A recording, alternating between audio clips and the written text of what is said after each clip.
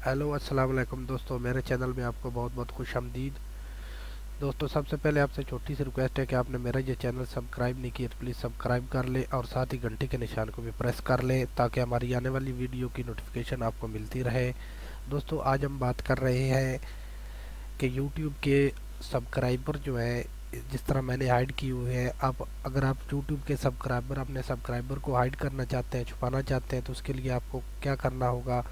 उसके लिए मैं आपको बता देता हूँ, ये बहुत ही आसान है। आपने आपने जाना है अपने चैनल पे और स्टूडियो बीटा पे आपने जाना है और उसके बाद आपने सेटिंग पे क्लिक करना है। सेटिंग पे क्लिक अदर सेटिंग पे जाके आपने एडवांस चैनल पे इस ऑप्शन को क्लिक करना है और उसके बाद आपने क्या करना है कि सबसे नीचे चले जाना है स्क्रॉल करके।